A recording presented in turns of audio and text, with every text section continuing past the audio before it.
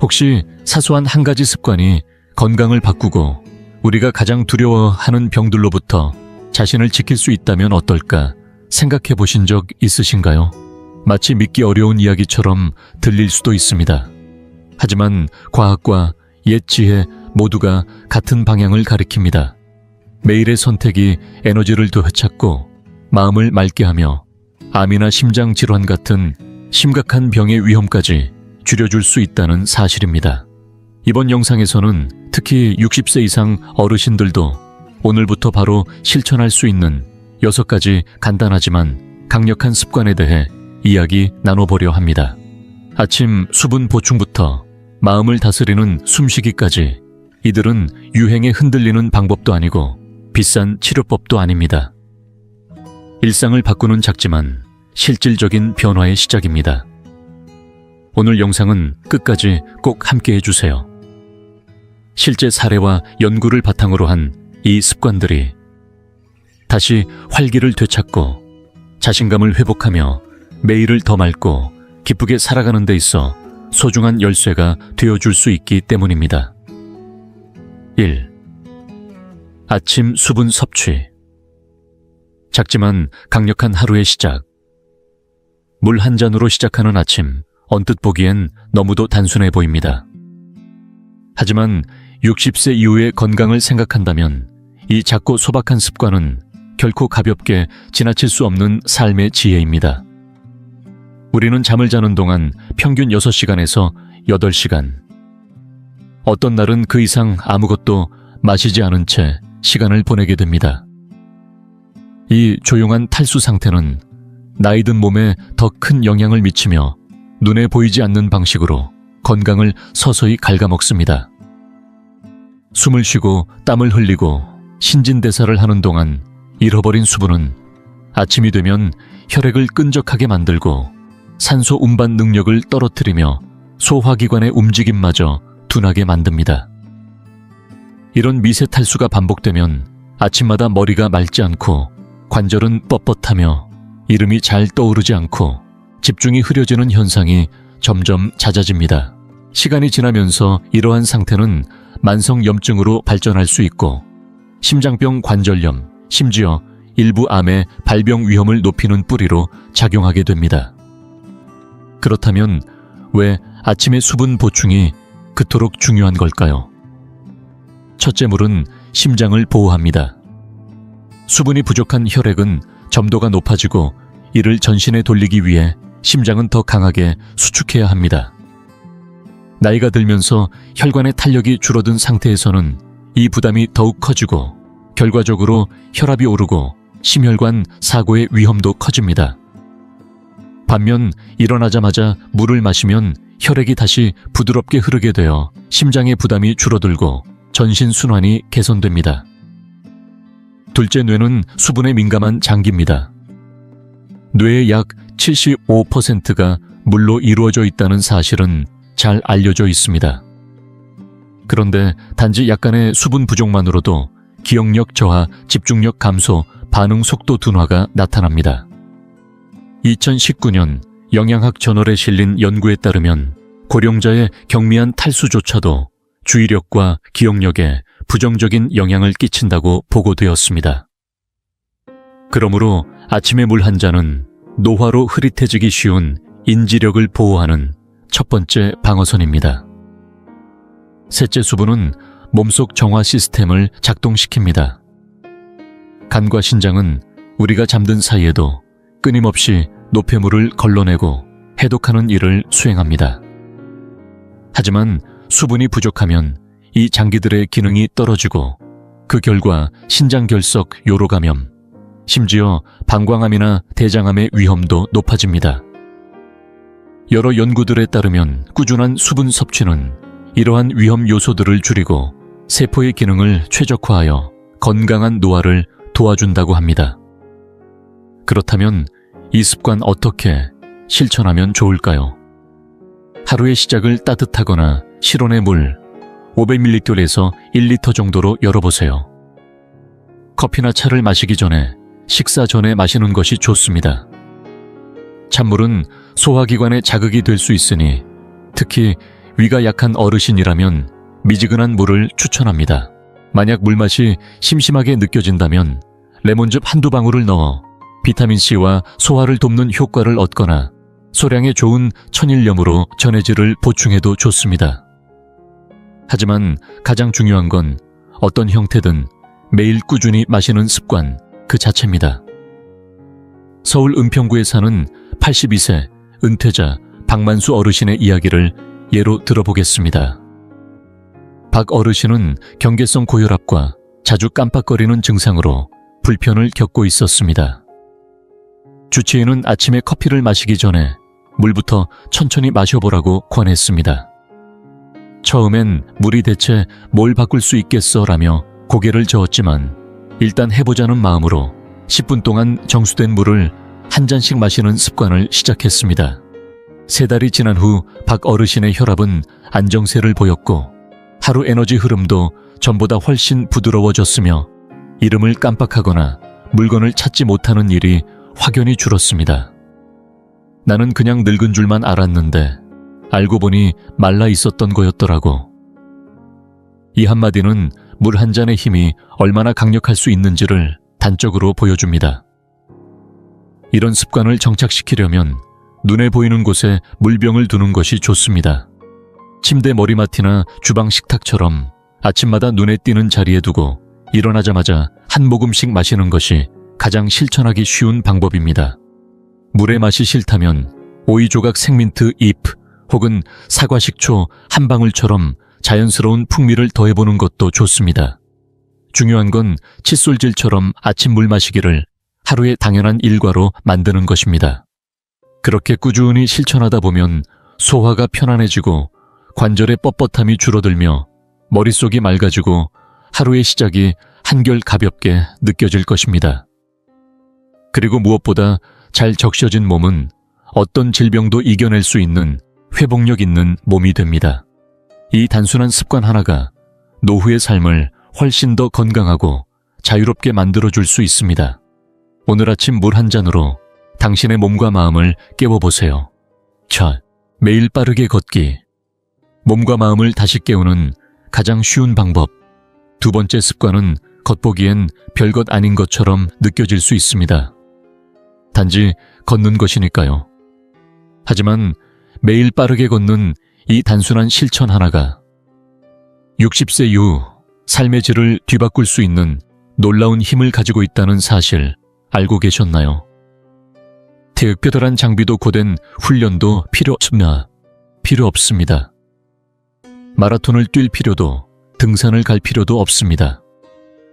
단지 매일 일정한 시간, 일정한 의도로 꾸준히 걷기만 해도 심장과 폐 근육과 관절 뇌에 이르기까지 전신 시스템이 깨어나고 다시 활력을 되찾게 됩니다.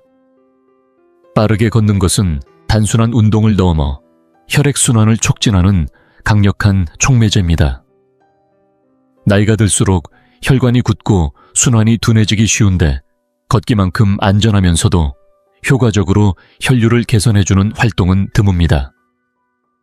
하루에 단 15분에서 30분 정도 빠르게 걸으면 심장 박동이 자연스럽게 증가하면서 산소가 풍부한 혈액이 온몸을 돌게 됩니다. 그 혈액은 뇌를 깨우고 관절을 부드럽게 만들며 혈당을 안정화시키는 데도 큰 역할을 합니다. 실제로 규칙적인 걷기는 당뇨병 발병 위험을 30%까지 낮춘다는 연구 결과도 있으며 이는 인슐린 저항성이 생기기 쉬운 노년층에게 특히 중요한 정보입니다. 하지만 걷기의 진짜 힘은 뇌에서 더욱 뚜렷하게 나타납니다. 2018년 발표된 한 신경학 연구에 따르면 빠르게 걷는 습관을 가진 노년층은 기억과 학습을 담당하는 해마의 부피가 증가했다고 합니다. 이 변화는 단순한 구조 변화가 아니라 실제로 이름을 기억하거나 물건을 어디에 뒀는지를 떠올리는 능력 집중력, 정보 처리 속도와 직결됩니다. 다시 말해 걷기는 단순히 몸을 위한 운동이 아니라 뇌를 위한 가장 강력한 자연 요법입니다. 또한 걷기는 일부 암을 예방하는 데에도 긍정적인 영향을 줍니다. 대장암, 유방암, 자궁 내막암과 같은 암의 위험을 낮춘다는 여러 연구가 있으며 그 이유는 걷기가 호르몬 균형을 조절하고 면역 시스템을 강화하며 염증을 억제하기 때문입니다. 우리 몸은 매일 비정상 세포를 찾아내고 제거하는 면역 감시 시스템을 작동시키는데 걷기는 이 감시 시스템을 더 민감하고 활발하게 만듭니다. 체내 염증이 줄어들면 암세포가 자라기 어려운 환경이 형성됩니다. 이 모든 이점을 누리기 위해선 빠르게 의도적으로 걷는 것이 중요합니다. 집안에서 천천히 걸어 다니거나 마트 안을 산책하는 정도로는 충분하지 않습니다. 숨이 약간 찰 정도로. 그러나 대화는 가능한 수준의 속도, 대체로 시속 4km 내외로 걷는 것이 이상적입니다. 팔을 자연스럽게 흔들고 가능하다면 햇볕을 받으며 야외에서 걸어보세요. 햇살은 비타민 D를 생성시켜 뼈 건강에 도움을 주고 신선한 공기는 기분과 활력을 동시에 끌어올립니다. 날씨나 안전 문제로 야외 걷기가 어려운 날에는 실내 러닝머신이나 공공 실내 보행로를 활용해도 좋습니다. 중요한 건 완벽하게가 아니라 꾸준히 걷는 것입니다. 부산 해운대에 사는 76세의 이명자 어르신은 건강검진에서 고지혈증 판정을 받은 후 의사의 권유로 매일 아침 걷기를 시작했습니다. 처음에는 집 앞 골목을 5분 걷는 것도 버거웠지만 매일 조금씩 시간을 늘리며 6개월이 지나자 20분 걷는 것이 자연스러워졌습니다. 그 결과 콜레스테롤 수치가 눈에 띄게 개선되었고 수면질이 좋아졌으며 전엔 자주 느끼던 머릿속 안개의 느낌도 사라졌습니다. 무엇보다 이 어르신은 다시 십자말풀이를 즐기게 되었습니다. 전엔 집중이 되지 않아 포기했던 취미였는데 걷기를 시작하고 나서부터 머리가 맑아지면서 다시 흥미를 되찾았다고 합니다. 걷기는 단지 몸을 위한 습관이 아니라 스스로에 대한 자율성과 자신감을 회복하는 심리적 전환점이 되어준 셈입니다. 걷기를 시작하려는 분들은 처음부터 무리할 필요 없습니다. 단 10분만 걷는 것부터 시작해도 충분합니다. 체력에 맞게 서서히 늘려가면 됩니다. 관절을 보호할 수 있는 편안한 신발을 신고 좋아하는 음악이나 오디오북 혹은 친구와 함께 걸으며 걷는 시간을 즐겁게 만들어 보세요. 걷기의 가장 큰 장점은 접근성입니다. 헬스장도 기계도 강사도 필요 없습니다. 딱 한 켤레의 신발과 걸을 수 있는 안전한 길, 그리고 내 몸을 위해 매일 나를 위해 나서는 결심만 있으면 됩니다. 이 단순하지만 강력한 습관은 나이 들며 조금씩 잃어가는 에너지와 움직임, 그리고 삶의 주도권을 다시 되찾게 해줍니다. 오늘도 한 걸음씩 나를 위한 길을 걸어보세요. 그 길 끝에서 마주하게 될 삶은 훨씬 더 활기차고 자유로울 것입니다. 3. 깊고 조용한 숨. 몸과 마음을 다시 회복시키는 내면의 습관. 세 번째 습관은 겉보기엔 다소 생소하게 들릴 수 있습니다. 하루에 단 5분에서 10분 깊고 천천히 숨을 쉬며 가만히 앉아 있는 것. 너무 간단해 보여서 이게 정말 도움이 될까 하는 의문이 들 수도 있습니다. 하지만 이 조용한 호흡과 정적의 시간은 60세 이후 삶에서 가장 과소평가된 습관 중 하나입니다. 스트레스와 염증이 조용히 건강을 무너뜨리는 시기. 이 짧은 호흡의 시간은 전신의 긴장을 풀어주고 면역력을 회복시키며 뇌의 기능까지 선명하게 깨워주는 강력한 회복의 열쇠가 됩니다. 먼저 호흡의 과학부터 짚어봅니다. 폐 아래에 위치한 횡격막이 충분히 확장되도록 천천히 깊게 숨을 들이쉬면 우리 몸은 자동으로 부교감 신경계를 활성화합니다. 이 시스템은 흔히 휴식과 회복 모드라고 불리며 몸을 편안하게 만들고 심장 박동을 낮추며 소화를 도와주는 역할을 합니다. 반대로 우리가 스트레스를 받을 때는 교감 신경계가 작동하여 몸을 긴장 상태로 몰아넣습니다. 경제적인 걱정, 건강에 대한 불안, 외로움처럼 노년기에 자주 겪는 심리적 부담들은 이 교감신경계를 과도하게 자극하며 만성적인 염증과 각종 질환의 원인이 됩니다. 깊은 호흡은 이러한 과잉 반응을 진정시켜줍니다. 실제로 2020년 생리학 저널에 발표된 연구에 따르면 횡격막 호흡은 심박 변이도 HRV를 개선시켜 심혈관 건강과 스트레스 회복력을 높인다고 합니다. HRV가 높을수록 뇌와 심장의 협력 능력이 뛰어나며 뇌졸중의 위험도 낮아집니다. 또한 깊은 호흡은 뇌와 심장폐, 소화기관을 연결하는 미주신경을 자극하여 혈압을 안정시키고 수면의 질을 향상시키며 전반적인 정서적 안정을 유도합니다. 이제 여기에 조용한 정적을 더해봅니다. 여기서 말하는 정적은 명상이나 주문을 외우는 복잡한 방식이 아닙니다. 그저 조용히 앉아 흐르는 생각들을 판단하지 않고 바라보며 자신을 잠시 멈추는 시간입니다. 이는 마치 뇌를 씻어주는 샤워처럼 일상에서 쌓인 정신적 찌꺼기를 정리해주고 집중과 감정의 흐름을 정돈시켜줍니다. 홀로 지내는 시간이 많은 어르신들 혹은 상실감이나 불안으로 마음이 복잡한 분들에게 이 짧은 정적은 더욱 깊은 안정감을 선사합니다. 실제로 2018년 발표된 연구에 따르면 이 단순한 호흡과 정적의 습관은 스트레스 호르몬 수치를 낮추고 면역 반응을 강화시키는 것으로 나타났습니다. 어떻게 시작하면 좋을까요? 특별한 장소가 필요하지 않습니다.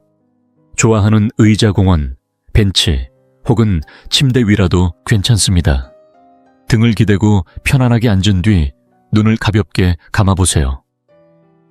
숨을 들이쉴 때 4번을 세며 코로 깊게 들이쉬고 4번을 세며 멈췄다가 다시 4번을 세며 입으로 천천히 내쉬는 패턴을 반복합니다. 생각이 흐트러지더라도 괜찮습니다. 다시 숨에 집중하며 조용히 돌아오면 됩니다.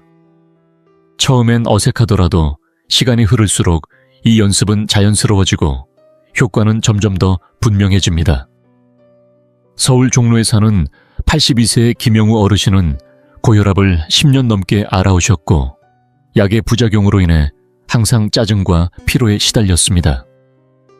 그러던 중 손녀가 추천한 호흡 앱을 따라 아침마다 10분씩 호흡과 정적을 실천하기 시작했습니다.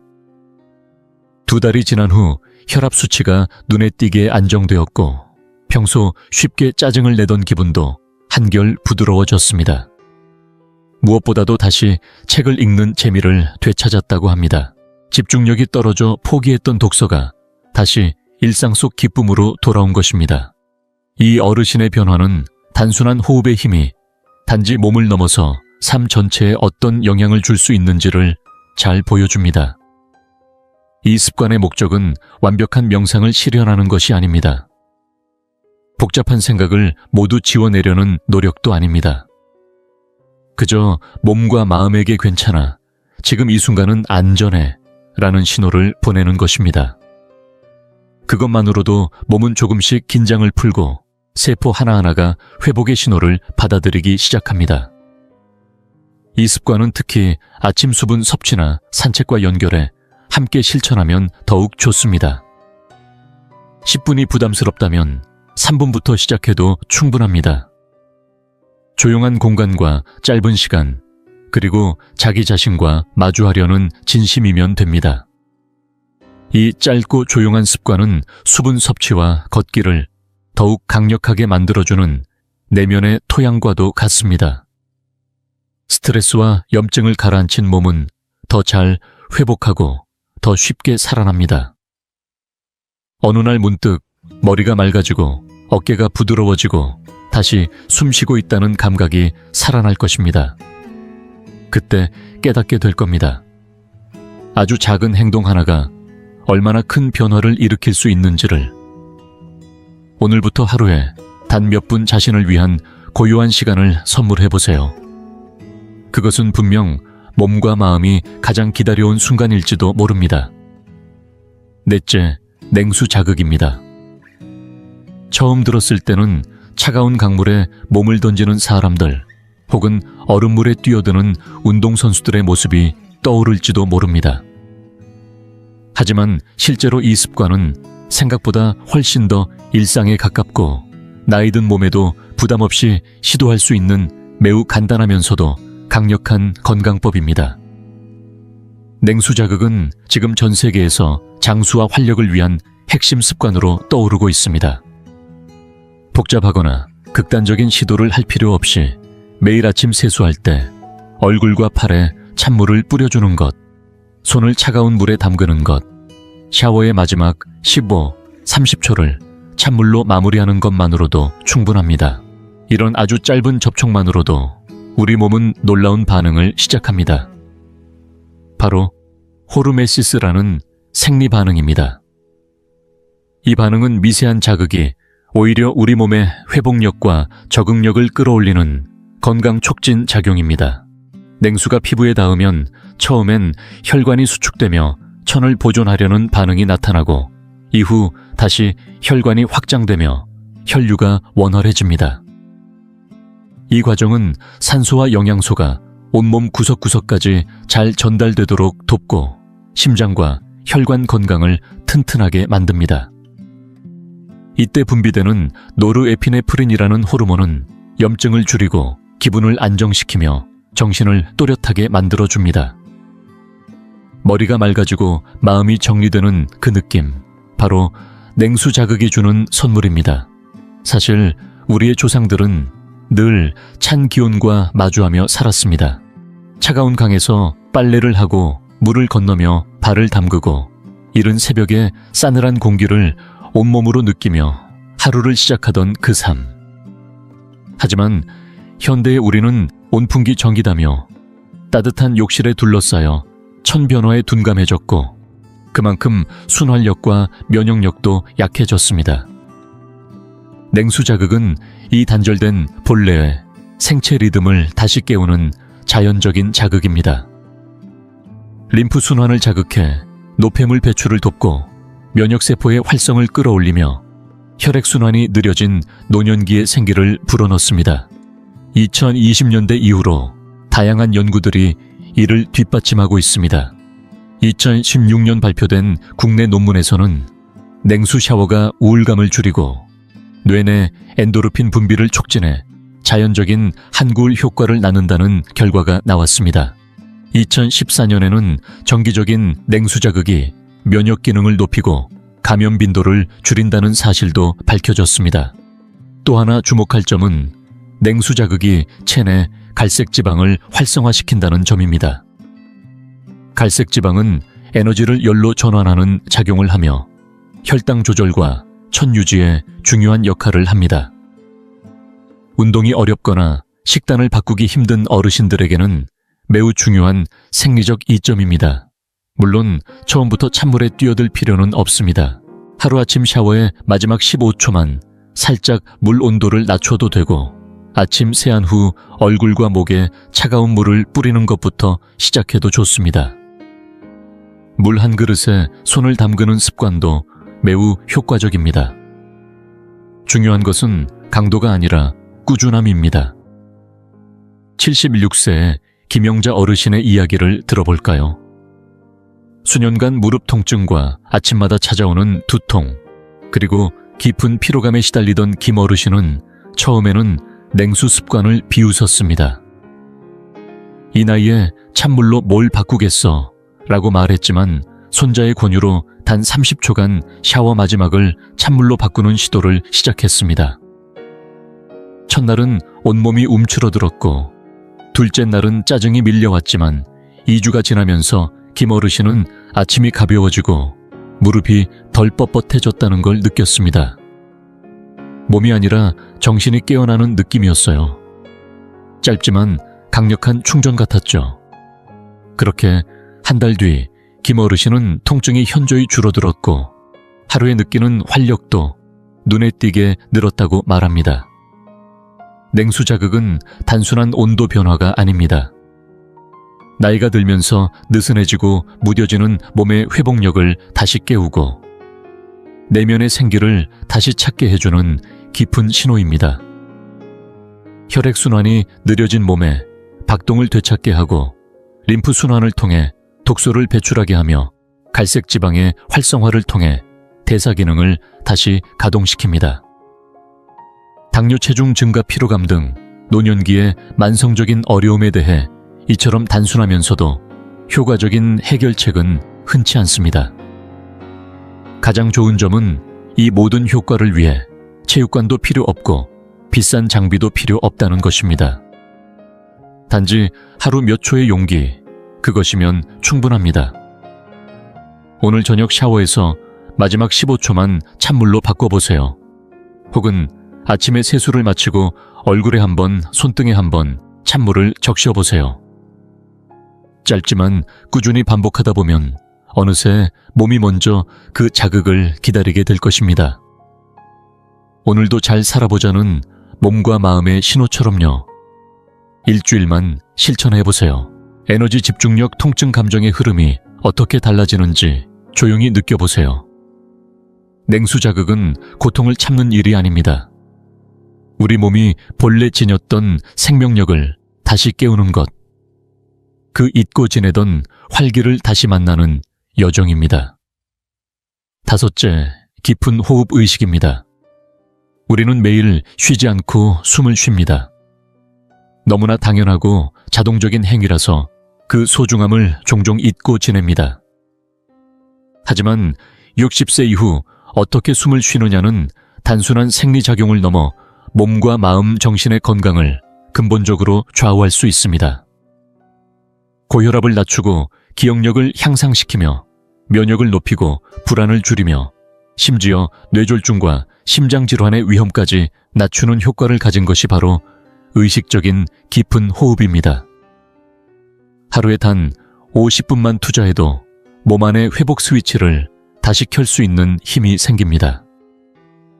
복잡한 요가 동작도 명상 수업도 특수한 도구도 필요 없습니다. 그저 배까지 깊게 들이쉬고 천천히 내쉬는 호흡을 반복하는 것. 이것만으로도 우리 몸은 놀라운 변화를 시작합니다. 깊은 복식 호흡은 자율신경계 중 휴식과 회복을 담당하는 부교감 신경을 활성화시킵니다. 노화, 외로움 불면, 만성 스트레스에 시달리는 어르신들의 몸은 종종 긴장과 경계의 상태에 머무르게 되는데 이 호흡은 그 상태를 부드럽게 풀어주고 몸을 다시 안심의 리듬으로 돌려놓습니다.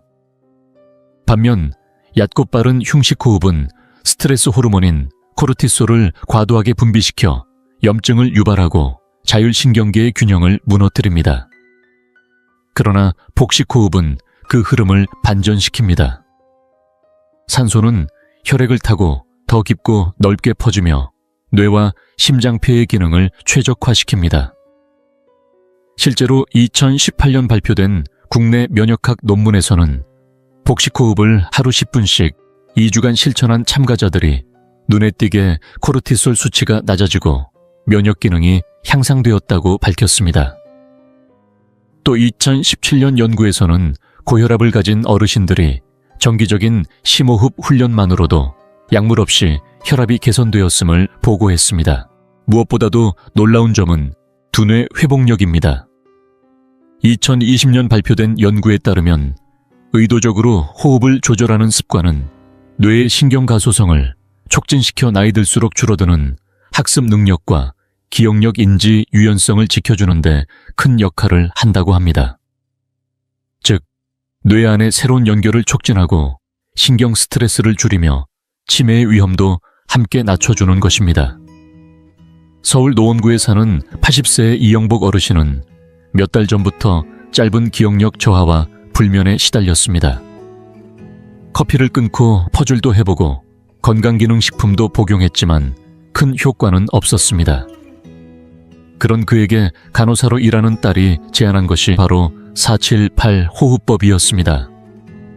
코로 4초 들이쉬고 7초 숨을 멈춘 뒤 입으로 8초간 천천히 내쉬는 이 방법을 이 어르신은 처음엔 별 효과 없겠지라며 반신반의했지만 하루 5분만 실천해보자고 결심했습니다. 일주일이 지나자 밤에 눕자마자 잠이 들기 시작했고, 한 달 뒤엔 전화번호나 약속 시간을 굳이 메모하지 않아도 자연스럽게 기억이 났습니다. 3개월 후 병원 검진에서는 별다른 약 조절 없이 혈압이 크게 호전되었다는 소식을 들었습니다. 이 어르신은 말합니다. 몸과 머리가 다시 연결된 느낌이에요. 머리가 맑아지고 가슴이 편안해졌어요. 이처럼 깊은 호흡은 단지 신경계나 뇌에만 좋은 것이 아닙니다. 한 번의 복식 호흡은 내부 장기들 폐간, 신장 장기들까지 부드럽게 마사지하듯 자극하며 소화를 도와주고 노폐물 배출을 원활하게 만들며 영양 흡수력까지 높여줍니다. 나이 들며 흔히 겪는 더부룩한 변비, 신진대사의 느려짐 등을 부드럽게 완화시켜주는 자연적인 조절 장치인 셈입니다. 그리고 이 호흡은 단순한 기술을 넘어선 자기 몸과 다시 연결되는 의식이기도 합니다. 몸이 낯설고 둔해지고 믿음이 흔들리는 노년기에 하루단 몇 분 배가 오르내리는 호흡을 느끼는 시간은 나는 여전히 여기 있다. 이 몸은 아직 소중하다는 자각의 순간입니다. 스스로에게 주는 작고 고요한 존중의 행위이기도 합니다. 방법은 아주 간단합니다.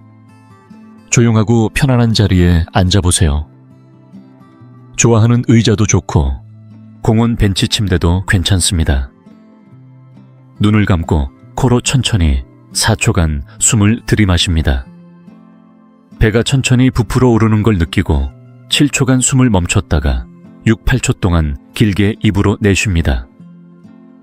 이처럼 내쉬는 시간이 들이마시는 시간보다 길게 유지되면 뇌뇌는 지금은 안전하다는 신호를 받아들이며 회복 모드에 들어갑니다. 비용도 장비도 거창한 준비도 필요 없습니다. 단지 하루 몇 분의 조용한 시간, 그것이 전부입니다. 그 몇 분이 불안피로, 관절 통증, 소화불량, 집중력 저하 같은 고질적인 증상들을 부드럽게 완화시키고 심장 건강과 뇌의 맑음을 지켜주는 삶의 호흡으로 이어질 것입니다. 깊은 호흡은 숨쉬기 그 자체를 넘어 나를 회복시키는 의식입니다. 몸과 마음이 다시 대화하고 나라는 존재를 조용히 안아주는 이 짧은 습관이야말로 진정한 장수의 숨결입니다. 6번째, 일정한 수면과 기상시간 지키기. 나이가 들면 잠을 제대로 못 자는 건 어쩔 수 없는 일이라고들 합니다. 늦게 자고 새벽에 자주 깨고 새벽녘이 되면 잠이 도망가는 것처럼 느껴지죠. 그래서 그냥 그렇게 살아야 하나 하고 체념하시는 분들이 많습니다. 하지만 이건 사실과 다릅니다. 수면이 무너지는 이유는 단순히 나이 때문이 아니라 우리의 몸이 원래 가지고 있는 24시간 생체 리듬, 즉 서카디안 리듬이 무너지기 때문입니다. 그리고 이 리듬은 우리가 매일같이 같은 시간에 자고 같은 시간에 일어나는 것만으로도 다시 되살릴 수 있습니다. 특별한 약이나 장비가 필요한 것이 아니라 매일 일정한 시간에 잠자리에 들고 일정한 시간에 일어나는 단순한 습관 하나로 면역체계는 물론 기억력 염증 조절, 심혈관 건강까지도 지킬 수 있습니다. 서카디안 리듬은 단순히 잠과 각성만 조절하는 것이 아닙니다. 밤이 되면 수면 호르몬인 멜라토닌이 분비되고 아침이 되면 몸을 깨우는 코르티솔이 올라가며 밤사이 면역작용과 조직 복구가 일어나는 복잡하고 정교한 신호의 흐름을 주관합니다. 그러나 나이가 들수록 이 리듬은 더 쉽게 흔들립니다. 늦은 밤 스마트폰 화면 불규칙한 취침 시간, 낮잠 등으로 혼란을 겪은 몸은 밤에도 긴장 상태를 유지하고 낮에는 멍하고 피곤한 상태가 지속되며 결국 건강 전체가 영향을 받게 됩니다. 2021년 발표된 한 연구에 따르면 수면 시간이 불규칙한 고령자는 심장질환 인지 저하, 그리고 알츠하이머병의 위험이 현저히 높아진다고 보고되었습니다. 반대로 일정한 수면 기상 습관은 몸이 스스로 지금은 쉴 시간이야, 지금은 움직일 시간이야 라고 인식하게 만들어 호르몬 분비는 물론 조직 회복과 뇌 청소까지 최적화시켜줍니다. 실제 사례를 들어보겠습니다. 서울에 사는 78세의 윤복순 할머니는 몇 년간 밤마다 뒤척이고 낮에는 피로감에 지쳐 아무것도 하기 싫은 날들이 이어졌습니다. 여러 수면 영양제, 허브차, 조경 명상 어플까지 다 시도해봤지만 잠은 여전히 얕고 불안했습니다. 그러던 중 손자가 대학에서 배운 내용을 바탕으로 이렇게 조언했습니다. 할머니 매일 같은 시간에 자고 같은 시간에 일어나기만 해보세요. 심지어 전날 밤 잠을 못 자도 그 시간에 무조건 일어나세요. 처음엔 반신반의했지만 복순 할머니는 밤 10시에 자고 아침 6시에 일어나는 습관을 시작했습니다. 3주가 지나자 눈을 뜨는 시간이 점점 자연스러워졌고 알람 없이도 개운하게 깨어났습니다. 아침에 일어날 때 몸이 덜 아팠고 관절 통증도 전보다 한결 덜 했습니다. 복순 할머니는 말합니다. 이제는 내 몸이 뭘 원하는지, 뭘 해야 하는지 스스로 아는 것 같아요. 이 단순한 변화로 인해 뇌 속 림프계는 더 활발히 움직이며 뇌에 쌓인 노폐물을 청소하고 기억력 저하나 치매와 같은 질환의 위험도 함께 줄어들었습니다. 이처럼 일정한 수면 시간은 단순히 피로만 해결하는 것이 아니라 신체 깊숙한 곳까지 영향을 미칩니다. 멜라토닌과 코르티솔 같은 호르몬의 균형을 바로잡고 낮엔 또렷하고 밤엔 평온한 상태를 만들어주며 심장과 혈관의 회복에도 도움을 줍니다. 불규칙한 수면은 수면 부족만큼이나 건강에 해롭다는 연구 결과도 있습니다. 2019년 발표된 연구에 따르면 수면 시간의 들쑥날쑥함은 비만, 당뇨, 심혈관 질환의 위험까지 증가시킨다고 밝혀졌습니다. 그렇다면 이 습관은 어떻게 시작해야 할까요? 먼저 나에게 맞는 수면 시간을 정합니다. 밤 10시부터 아침 6시 혹은 밤 11시부터 아침 7시처럼 실 8시간 수면이 가능하도록 조절하세요. 중요한 건 잠을 설친 날에도 그 시간에 일어나는 걸 유지하는 것입니다. 잠자기 1시간 전에는 커피나 과식, 스마트폰을 멀리하고 몸과 마음을 이완시키는 휴식 의식을 만들어주세요. 부드러운 음악을 듣거나 스트레칭을 하거나 잔잔한 책을 읽는 것도 좋습니다. 이러한 습관이 반복되면 몸은 자연스럽게 이제 자야 할 시간이라고 인식하고 점점 더 쉽게 깊은 잠에 빠질 수 있습니다. 이 습관은 눈에 띄는 변화가 아니라 서서히 몸을 바꾸는 기초입니다. 매일 밤 아무런 비용 없이 어떤 약도 없이 뇌와 심장 면역 체계를 다시 세우는 은밀한 건강의 재설정. 수면은 우리의 노후를 조용히, 그러나 깊이 지탱해주는 가장 강력한 회복의 힘입니다. 함께해 주셔서 감사합니다. 오늘 전해드린 6가지 습관은 단순한 팁이 아니라 60세 이후에도 활력과 맑은 정신 기쁨을 되찾을 수 있는 소중한 실천의 틀입니다. 여러분의 하루를 바꿔줄 작은 한 걸음, 무엇부터 시작해보고 싶으신가요? 아침 물 한 잔을 마시는 것일 수도 있고, 가볍게 걷는 산책, 또는 처음으로 깊은 숨을 들이마셔보는 순간일 수도 있겠죠. 댓글로 여러분의 다짐을 나눠주세요. 이 공간은 여러분의 이야기와 응원이 모여 더 따뜻해집니다. 영상이 마음에 드셨다면 아래에 댓글을 남겨주시고 좋아요와 공유, 구독도 함께 부탁드립니다. 여러분의 관심이 더 좋은 콘텐츠로 돌아갑니다. 오늘도 건강하고 좋은 하루 보내시길 바랍니다. 익숙한 장면 아닐까요? 새벽 3시 또다시 화장실로 향하고 있습니다. 오늘 밤만 그런 게 아니죠. 이렇게 반복되는 중간각성은 단순한 불편함을 넘어 잠을 무너뜨리고 다음날의 에너지와 집중력, 활력을 모두 앗아갑니다. 어두운 복도를 지날 때마다 짜증과 피로가 쌓여가고 옆에서는 배우자가 깊은 잠에 빠져 있는 모습을 보며 괜히 더 외로워집니다. 문득 이런 생각이 스칩니다. 왜 나만 이런 걸까? 혹시 이게 나이 들어간다는 뜻일까? 많은 분들이 그렇게 여기며 만성 피로와 야간 낙상에 대한 불안, 그리고 다시는 한 번에 푹 자는 밤은 없을 거라는 체념 속에 살아갑니다. 하지만 오늘 저는 분명히 말씀드리고 싶습니다. 반드시 이런 삶을 받아들여야 하는 건 아닙니다. 밤마다 끊기는 수면과 지친 낮을 당연하게 받아들일 필요 없습니다. 저는 비뇨기 질환을 20년 넘게 연구해온 내과 전문의 김준호입니다. 그동안 제 진료실을 찾은 수천 명의 남녀 환자들이 바로 지금의 여러분처럼 절망 속에서 길을 잃고 있었습니다. 하지만 저는 그분들이 바뀌는 장면을 수도 없이 목격해왔습니다. 오늘 제가 드릴 이야기는 흔한 조언이 아닙니다. 비뇨기과에서 실제로 사용하는 핵심 전략, 그리고 물을 어떻게 마시느냐보다 더 중요한 언제 마셔야 하는가에 대한 과학적인 방법을 나누려 합니다. 이 방법은 너무나 간단하고 논리적이지만 놀랍게도 대부분 사람들이 모르고 지나칩니다. 왜 이제야 알았을까 싶을 정도로요. 이 영상 끝까지 함께 해주세요. 이 정보는 단지 당신의 밤을 바꾸는데 그치지 않고 삶 전체를 새롭게 만들 수 있습니다.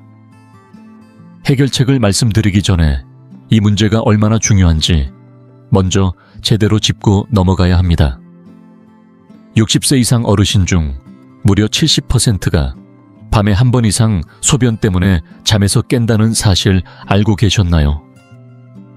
그중 상당수는 2번, 3번, 심지어 그 이상 깨어나기도 합니다. 이 현상은 야간뇨라고 불리며 흔하다고 해서 결코 정상이라고 볼 수는 없습니다. 나이가 들면 당연히 겪는 일이라고 여기기 쉽지만 사실 이건 밤마다 울리는 경고음 같은 것입니다. 몸이 보내는 분명한 신호이고 이 신호를 무시하면 그 대가는 생각보다 훨씬 크고 깊습니다. 영상을 끝까지 보시길 바랍니다. 단순히 왜 이런 일이 생기는지를 넘어 저희 환자분들께 실제로 교육하고 있는 구체적인 해결 전략까지 알려드릴 겁니다. 이 마지막 정보 하나가 여러분의 밤을 완전히 바꿔놓을 수 있습니다. 1부, 조용한 유행병과 그에 숨겨진 위험 밤마다 화장실을 찾는 일, 누구에게나 일어나는 사소한 불편처럼 여겨질 수 있습니다. 하지만 그 고요한 반복 속에는 아무도 말하지 않는 고통과 두려움이 숨어 있습니다. 많은 이들이 창피함에 말하지 못하고 또 어떤 이들은 어쩔 수 없는 일이라며 체념한 채 살아갑니다. 하지만 저는 진료실에서 그 숨은 이야기를 매일 듣습니다. 72세의 정노인은 젊었을 때부터 병뚜껑 안에 배를 만드는 섬세한 작업을 즐겼습니다. 그러나 잠을 제대로 못 자 손이 떨리기 시작하면서 평생의 취미를 접고 말았습니다. 68세의 김순자 여사는 은퇴한 초등학교 교사입니다. 어느 날 새벽 어두운 복도를 걷다 넘어져 엉덩이뼈가 골절되었습니다. 그 사고는 그녀의 자립을 앗아갔습니다. 이것은 단순한 일화가 아닙니다. 우리 주변에서 실제로 벌어지는 현실입니다. 문제는 단지 피곤한 정도로 끝나지 않습니다. 이제는 그 어두운 길 위에 도사리고 있는 위험을 정확히 짚고 넘어가야 합니다. 첫째, 낙상의 위험입니다. 깜깜한 새벽 몸은 덜 깨어있고 균형 감각은 흐려져 있습니다. 화장실까지 가는 길은 작은 러그 하나, 작은 가구 하나가 걸림돌이 될 수 있는 장애물 코스입니다. 넘어지면 단순한 상처로 끝나지 않을 수도 있습니다. 특히 고령층에게 고관절 골절은 단순한 사고가 아니라 신체 기능 저하의 출발점이 될 수 있습니다. 둘째, 인지 기능에 대한 충격입니다. 깊은 잠은 사치가 아니라 생존의 필수적인 회복 시간입니다. 수면 중 뇌는 하루 동안 쌓인 노폐물을 청소하고 기억을 정리하며 사고 능력을 유지합니다. 하지만 밤마다 자주 깨게 되면 이 정화 작업이 제대로 이루어지지 않습니다. 그 결과 머릿속이 뿌옇고 집중력은 떨어지며 기억력도 감퇴합니다. 장기적으로는 치매 등 신경퇴행성, 질환의 위험까지 높아집니다. 잊어버림은 나이가 들어서가 아니라 질 낮은 수면이 반복될 때 나타나는 경고입니다. 셋째, 심장 건강에 주는 부담입니다. 자다가 갑자기 깨면 몸은 스트레스 호르몬을 분비합니다. 혈압이 올라가고 심박수도 빨라집니다. 이러한 반응이 매일 반복된다면 심혈관계는 끊임없는 자극과 압박을 받게 됩니다. 야간요가 심한 사람일수록 고혈압과 심장질환의 위험이 크다는 연구 결과도 있습니다. 그리고 마지막으로 감정적인 비용입니다. 만성피로는 삶의 즐거움을 빼앗아갑니다. 짜증이 늘고 불안감이 커지고 때론 우울감까지 찾아옵니다. 사람들과의 만남도 피하게 되고 좋아하던 일에도 흥미를 잃게 됩니다. 어느 순간 예전의 내가 아닌 내가 되어갑니다. 그렇다면 왜 이런 변화가 노화와 함께 찾아오는 걸까요? 이유는 크게 세 가지입니다. 첫째, 밤이 되면 우리 몸은 항이뇨, 호르몬 ADH의 분비가 줄어듭니다. 이 호르몬은 신장에게 밤에는 소변 생성을 줄이라고 신호를 보내는 역할을 합니다. 하지만 ADH가 줄어들면 신장은 낮과 똑같은 속도로 소변을 만들어내기 시작합니다. 둘째, 나이가 들면 방광의 저장 용량 자체가 줄어들 수 있습니다.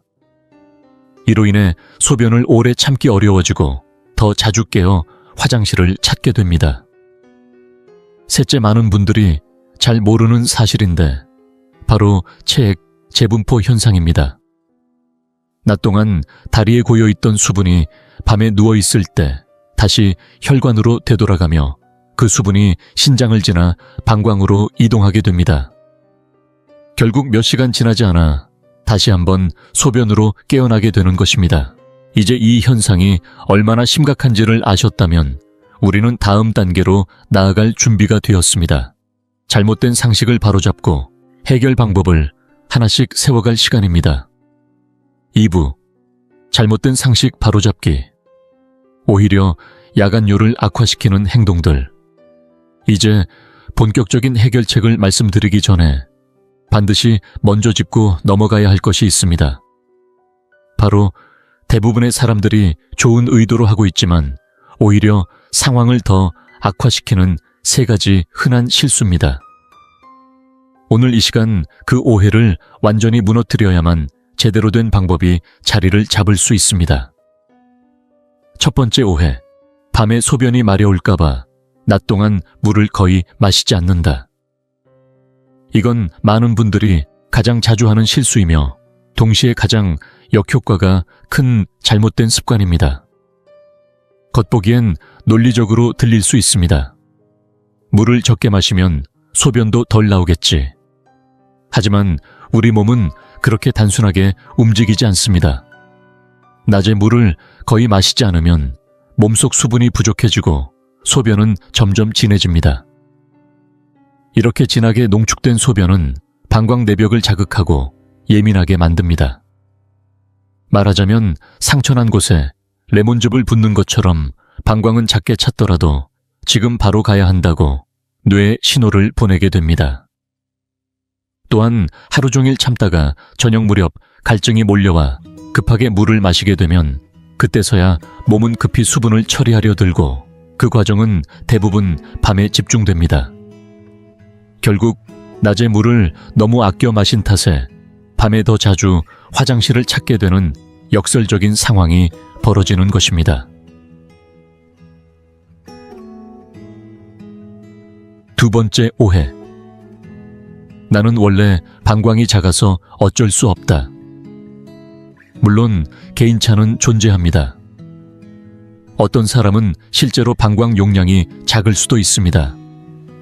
하지만 제가 만난 수많은 환자들 중 대부분의 경우에서 문제는 방광의 크기가 아니라 밤 동안 신장이 만들어내는 소변의 양에 있습니다. 앞서 말씀드렸듯이 나이가 들수록 항인 요호르몬의 분비가 줄어들고 낮 동안 다리에 고였던 수분이 밤에 누우면 다시 혈액으로 돌아가면서 신장을 자극합니다. 이 두 가지가 함께 작용해 밤새 소변이 계속 만들어지는 겁니다. 설령 방광이 넉넉한 크기라고 해도 계속해서 소변이 쏟아져 들어오면 깨어날 수밖에 없습니다.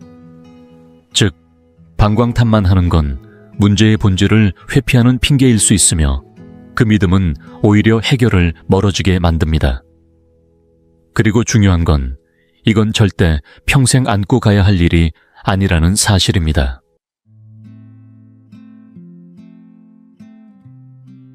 세 번째 오해.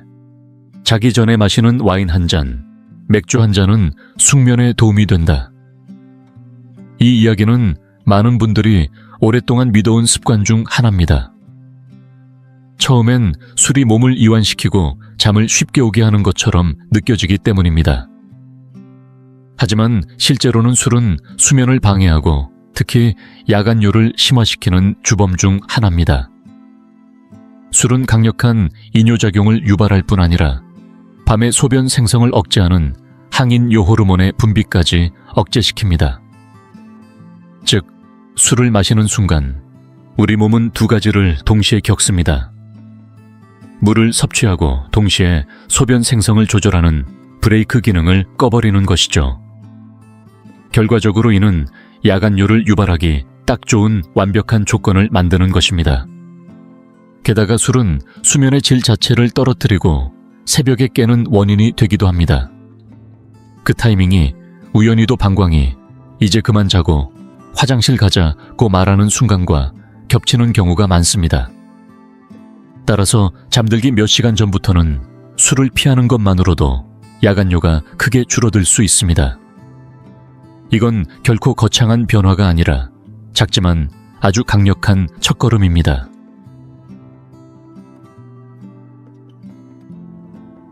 이제 무엇이 효과가 없고 어떤 행동이 오히려 문제를 키우는지 명확히 알게 되셨습니다. 당신은 이미 큰 한 걸음을 내디뎠습니다.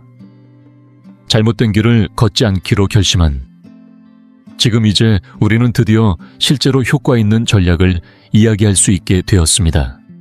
3부 몸을 살리는 물 마시는 법 5단계 수분 전략. 지금부터 말씀드릴 이 수분 전략은 제가 수많은 환자분들께 적용해왔고 실제로 그들의 밤을 되찾아준 핵심 방법입니다. 적게 마시는 것이 해답이 아니라는 점 이제는 분명히 아셨을 겁니다. 이제부터는 더 똑똑하게 마시는 방법, 몸과 리듬을 살리는 수분 습관을 알려드리겠습니다. 이 전략은 기억하기도 쉽습니다.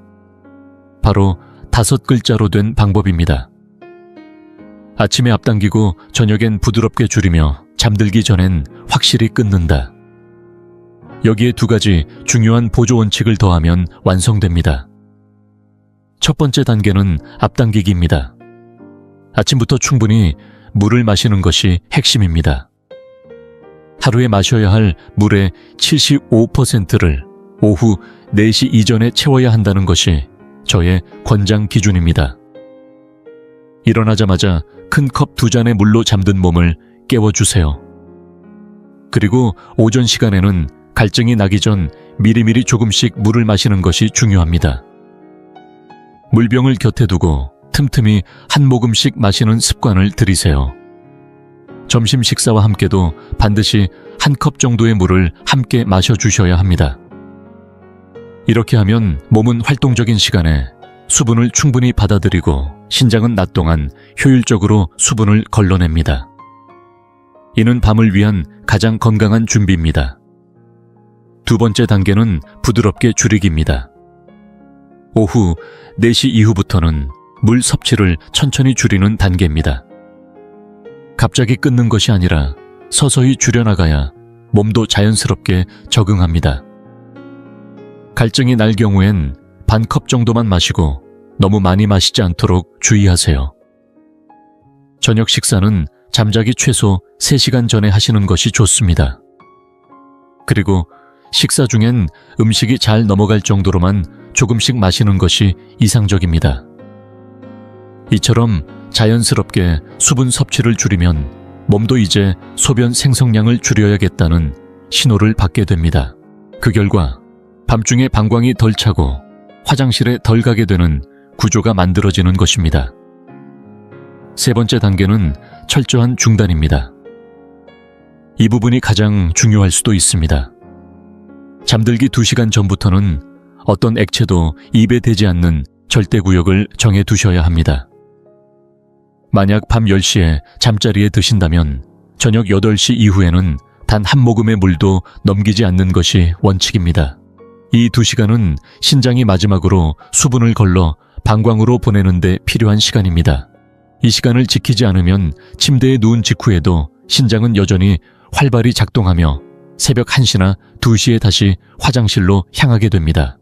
물론 입이 건조할 경우엔 입만 헹구거나 정말 극소량만 입에 대고 넘기지 않는 것도 방법입니다. 그러나 본격적인 물 섭취는 절대 안 됩니다. 이 2시간의 수분 절제는 반드시 지켜야 할 중요한 원칙입니다. 여기까지가 기본적인 3단계 전략이지만 진짜로 효과를 높이고 싶다면 여기에 2가지 보조 원칙을 더하셔야 합니다. 네 번째는 수분 흡수를 돕는 소금과 레몬의 활용입니다.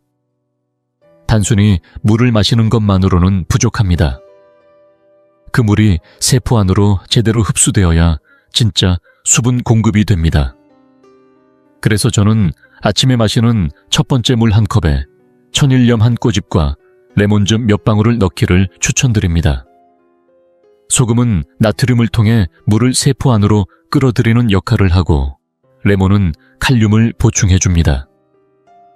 이 2가지는 매우 소량으로도 충분한 효과를 내며 아침 수분 흡수력을 높여 오후의 갈증을 줄여줍니다. 그 결과 저녁에 물을 덜 마셔도 갈증이 덜하고 몸이 안정되며 밤잠도 덜 깨게 됩니다. 마지막 5번째는 야간뇨를 유발하는 저녁 식사의 방해 요소를 줄이는 것입니다. 우리는 흔히 물만 조절하면 된다고 생각하지만 저녁에 어떤 음식을 먹느냐도 매우 중요합니다. 우선 방광을 자극하는 맵고 자극적인 음식이나 산성 강한 음식은 피하는 것이 좋습니다. 또한 설탕이나 단순 탄수화물이 많은 음식 그리고 수분 함량이 많은 수박 오이 국물 요리 등도 저녁보다는 낮에 드시는 것이 더 적합합니다. 초콜릿이나 카페인이 들어간 음료 역시 방광을 민감하게 만들어 새벽에 깨어날 확률을 높입니다. 그리고 당연히 커피나 차 청량 음료는 저녁 시간엔 피해야 합니다. 대신 저녁 식사는 단백질이 적절히 포함된 익힌 채소 중심의 식단이 좋습니다. 이렇게 하면 혈당도 안정적으로 유지되고 신장의 과도한 부담도 줄일 수 있습니다. 이 5가지 단계와 원칙은 마법이 아닙니다. 과장이 아닌 몸과 과학을 이해하고 실천하는 지혜입니다. 내 몸을 위한 시간표를 다시 쓰고 싶다면 이 방법은 분명히 여러분의 밤을 다시 되돌려줄 수 있습니다. 4부, 밤을 지켜주는 보조 전략, 더 깊고 더 확실한 결과를 위한 실천법. 지금까지 소개해드린 수분 전략은 마치 자동차의 강력한 엔진과 같습니다. 하지만 아무리 엔진이 좋아도 도로 위를 안정적으로 달리려면 타이어가 좋아야 합니다. 그래서 이 시간에는 그 엔진이 제대로 작동하고 최대의 효과를 내도록 돕는 3가지 보조 전략을 알려드리려 합니다. 이 보조법은 단순한 부가 요소가 아니라 밤새 깨어나지 않고 푹 자는 것을 실제로 가능하게 만들어주는 핵심입니다. 첫 번째 방법은 아주 간단하면서도 매우 강력한 이중배뇨 습관입니다. 혹시 이런 경험 있으신가요? 잠자기 직전에 화장실을 다녀왔음에도 불구하고 침대에 누운 지 20분도 채 안 되어 또다시 소변이 마려운 느낌에 눈을 뜬 적. 이건 단순한 우연이 아닙니다. 이유는 분명합니다. 방광이 완전히 비워지지 않았기 때문입니다. 많은 분들이 그냥 앉아서 볼일을 보고 바로 일어나지만 그 방식만으로는 깊은 곳까지 모두 비워내기가 어렵습니다. 이때 필요한 것이 바로 이중 배뇨입니다. 잠자리에 들기 직전 화장실에 가되 반드시 앉아서 배뇨하세요. 남성분들도 예외가 아닙니다. 앉는 자세는 골반저 근육을 더 깊이 이완시켜 방광 속 마지막까지 남은 소변을 배출할 수 있게 해줍니다. 다 본 것 같아도 바로 일어나지 마시고 자리에 그대로 앉은 채 30초에서 1분 정도 더 기다려보세요. 몸과 마음을 완전히 이완시킨 상태에서 상체를 약간 앞으로 숙이며 한 번 더 배뇨를 시도해보세요. 생각보다 많은 양이 추가로 나올 수 있습니다.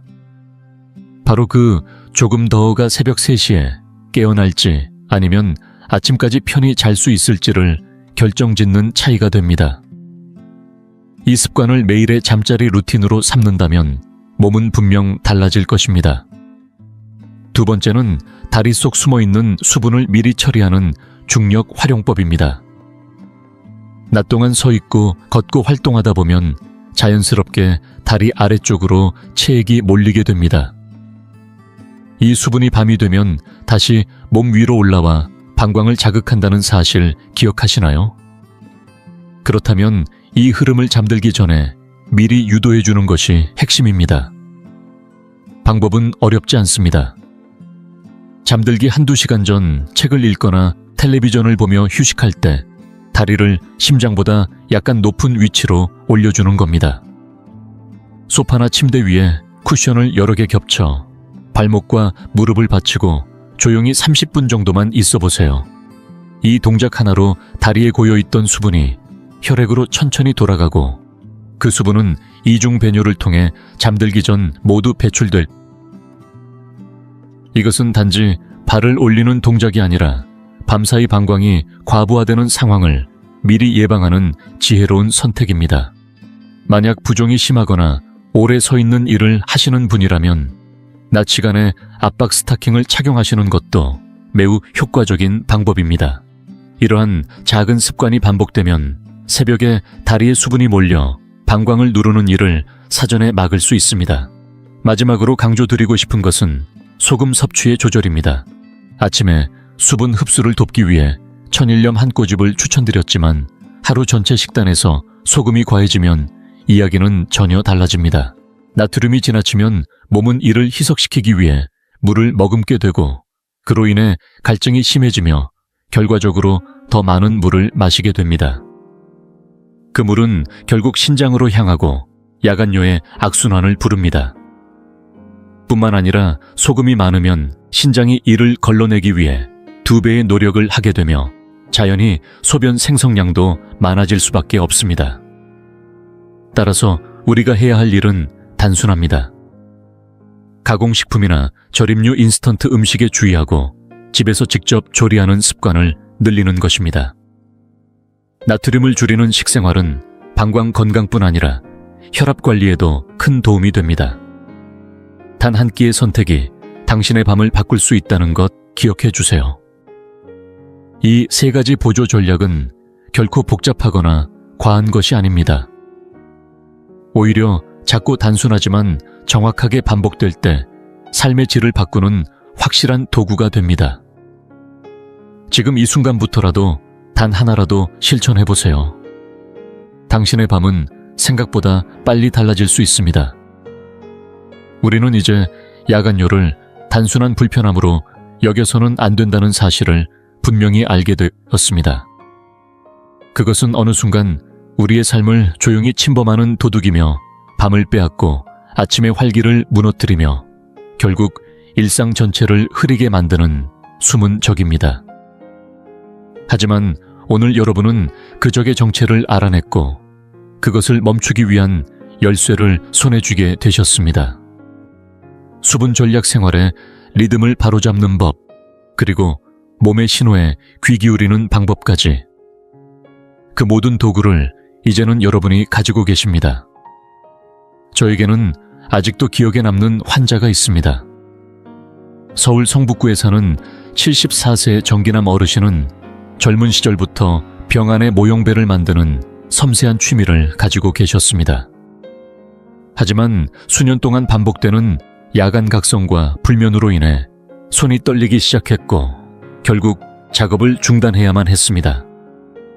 그러던 어느 날 이 수면 회복 프로그램을 2주 정도 실천하신 후 정 어르신께서 전화를 주셨습니다. 목소리는 이전보다 훨씬 또렷하고 힘이 있었습니다. 선생님, 어젯밤엔 7시간을 한 번도 안 깨고 잤습니다. 그게 얼마 만인지 모르겠어요. 오늘 아침엔 손도 안 떨리고 다시 제 작은 작업실에 들어가 배를 만들었습니다. 단지 잠을 더 잔 게 아니라 살아있다는 느낌이 듭니다. 정 어르신의 이야기는 단지 예외적인 기적이 아닙니다. 그것은 오늘 이 영상을 보고 있는 여러분에게도 충분히 가능한 변화입니다. 단 한 가지 실천하겠다는 결심이 필요할 뿐입니다. 지금까지 들으신 모든 내용을 자신의 삶에 적용하겠다는 결심. 그것이 오늘 밤을 바꾸고 내일의 에너지를 되찾는 출발점입니다. 아침 수분 섭취를 앞당기고 오후에는 부드럽게 줄이며 자기 전 2시간은 철저히 끊는 것. 이 원칙을 기억하시고 몸을 도와주는 실천까지 더해주세요. 잠들기 전 이중 배뇨를 통해 방광을 비우고 다리를 올려 다리의 수분이 위로 올라가도록 도와주며 식단 속 소금을 조절하는 작은 습관 하나하나가 밤의 질을 바꿉니다. 여러분은 이제 알고 있습니다. 방법도 갖고 있습니다. 밤을 되찾을 수 있는 힘이 여러분의 손안에 있습니다. 더 이상 참고 살 필요는 없습니다. 이 영상이 도움이 되셨다면 3가지를 정중히 부탁드리고 싶습니다. 첫째, 이 영상이 더 많은 분들께 닿을 수 있도록 좋아요를 눌러주세요. 둘째, 앞으로도 삶을 바꿀 수 있는 건강 이야기를 놓치지 않도록 채널을 구독해주세요. 그리고 셋째, 저에게는 무엇보다 소중한 부탁인데요. 지금 바로 아래 댓글에 여러분이 매일 밤 몇 번이나 잠에서 깨어 화장실에 가는지를 숫자로 남겨주세요. 이 공간에는 창피함이 없습니다. 오직 서로를 이해하고 지지하는 분들만이 함께하고 계십니다. 여러분이 그 숫자를 적는 그 순간이 변화의 첫걸음이 될 수 있습니다. 그리고 그 숫자를 본 누군가가 나만 그런 게 아니구나 하고 위로받을 수도 있습니다. 이 소중한 시간 함께해 주셔서 진심으로 감사드립니다. 이제 여러분의 밤을 다시 설계해보세요. 몇 년 만에 가장 깊고 평화로운 잠이 여러분을 기다리고 있을지도 모릅니다. 그 평온한 밤은 여러분이 마땅히 누려야 할 권리입니다. 집을 힘들지 않게, 지치지 않고 부담 없이 깨끗이 유지할 더 쉬운 방법을 바란 적이 있나요? 그렇다면 혼자가 아닙니다. 피곤하거나 압도된 느낌 없이 집이 단정하길 바라는 마음은 누구에게나 같습니다. 사실 청소는 늘 고된 의무일 필요가 없습니다. 과정을 부드럽게 만드는 에너지 절약 요령을 알면 훨씬 수월해집니다. 오늘은 어르신, 거동이 불편한 분, 만성 통증을 겪는 분을 위해 준비한 영리한 청소 비법 10가지를 전합니다. 겉보기엔 단순하지만 효과가 분명한 팁이라 에너지를 아끼고 몸의 부담을 줄이며 과한 수고 없이도 집을 반짝이게 지켜줍니다. 힘으로 밀어붙이는 대신 요령으로 풀어가는 길입니다. 특히 8번째 요령은 흐름을 바꾸는 결정적 한 수입니다. 아주 작은 조정 하나로 청소 방식이 완전히 달라질 수 있습니다. 한번 익히면 매일의 동작이 가벼워지고 같은 시간을 들여도 결과가 또렷해집니다. 지금부터 차근차근 살펴보겠습니다. 이 안내는 생활 속에서 바로 적용할 수 있도록 구성되어 복잡한 도구 없이도 곧바로 시작할 수 있습니다. 대상과 상황에 맞춘 맞춤형 팁이니 자신의 속도에 맞춰 천천히 따라오면 됩니다. 목표는 단순합니다. 힘은 덜 들이고 집은 더 깨끗하게, 몸은 더 편안하게 만드는 것입니다. 지금부터 함께 시작합니다. 1. 식사 후 바로 헹궈. 설거지 시간을 줄이는 방법. 설거지는 매일 반복되는 집안일 중 하나이지만 그 과정이 끝없이 이어지는 고역처럼 느껴질 때가 많습니다. 그런데 단 한 가지 습관만 바꿔도 이 일이 훨씬 가벼워질 수 있습니다. 많은 사람들이 식사를 마친 뒤 접시와 수저를 싱크대에 그대로 두고 음식물이 마르고 딱딱해질 때까지 방치하곤 합니다. 이렇게 되면 원래는 간단히 끝날 수 있는 설거지가 힘겹게 문질러야 하는 귀찮은 작업으로 변합니다. 그러나 방법은 의외로 간단합니다. 식사를 마치자마자 그릇을 따뜻한 물에 가볍게 헹궈주는 것만으로 음식 찌꺼기가 표면에 들러붙기 전에 깨끗하게 씻겨 나갑니다.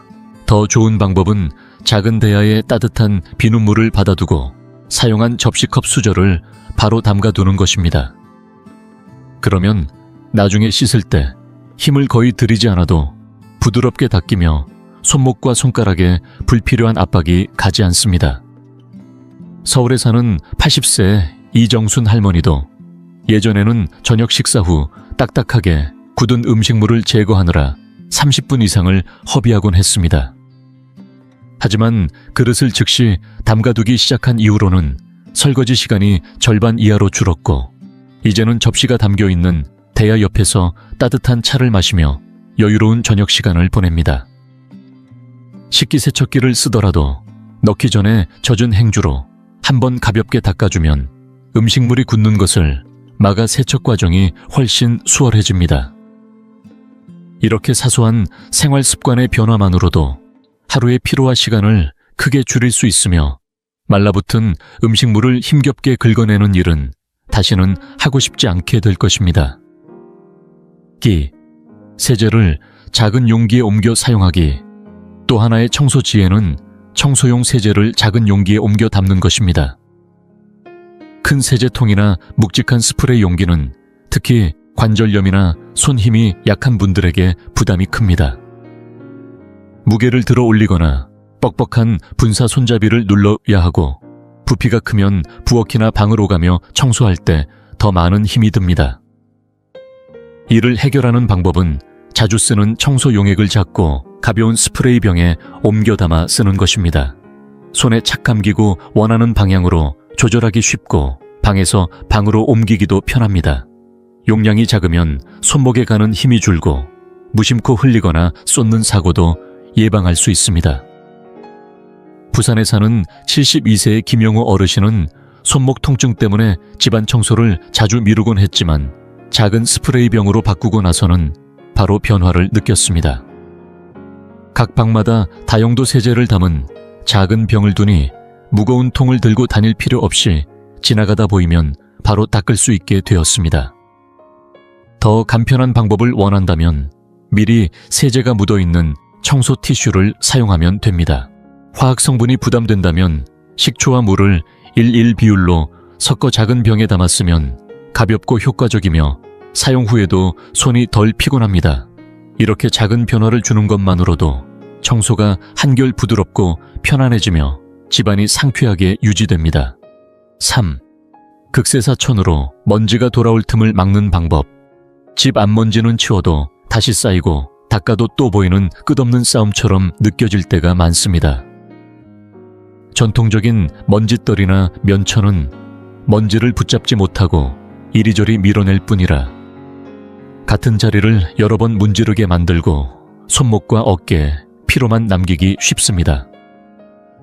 이럴 때 극세사천으로 바꾸면 흐름이 달라집니다. 머리카락보다 훨씬 가는 섬유가 먼지와 오염물 심지어 눈에 보이지 않는 찌꺼기까지 잡아 공기 중으로 날리지 않게 잠가두니 같은 자리를 반복해서 닦을 필요가 거의 없습니다.